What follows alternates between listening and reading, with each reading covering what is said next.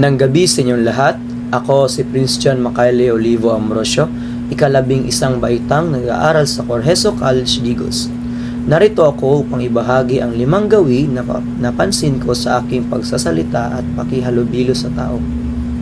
Una, napansin ko ay hindi ako makadirektang tingin dahil nahihiya ako at minsan nabubulol sa kadahilanan hindi ako sanay na makipag-usap sabay titigan ng malalim.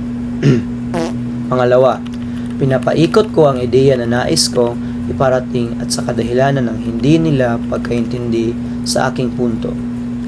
Ikatatlo, humihina ang boses ko dahil nahihiya ako makipag-usap lalo na sa personal at baka pagtatawanan nila ako kapag may mali akong nasabi. Pang-apat, palagi akong nakangiti dahil sa isip ko magbibigay ito ng mabuting ugnayan sa aking kausap.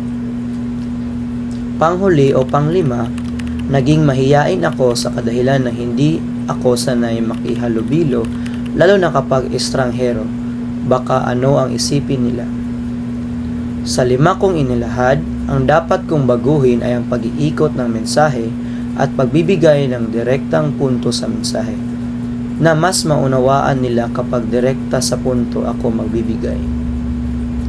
Pangalawa naman, ay aalsin ko ang pagiging mahiyain ko dahil maraming oportunidad na mawawala at masasayang. Nakakatulong din ito para makapagbigay ako ng sariling opinyon. Pangatlo, aalisin ko yung kahinaan ng boses ko para mas madinig at maunawaan nila ang punto ko at mas madali nila makuha ang gusto kong ipahiwati. Para sa akin, nakakahadlang ang gawi ko sa komunikasyon dahil nawawala nito ang kalinaw sa mensahe at nakakawala ito ng tiwala sa aking mga kausap. Dahil maaring maging sanhi na hindi pagkakaunawaan at mapunta pa sa away dahil sa hindi paglalahad ng maayos. Sa 5 kong napansin sa aking pagsasalita at pakikihalubilo, alam ko na paano ang tama at mali sa pakikiusap bilang isang komunikator. Yun lamang po at maraming salamat sa pakikinig.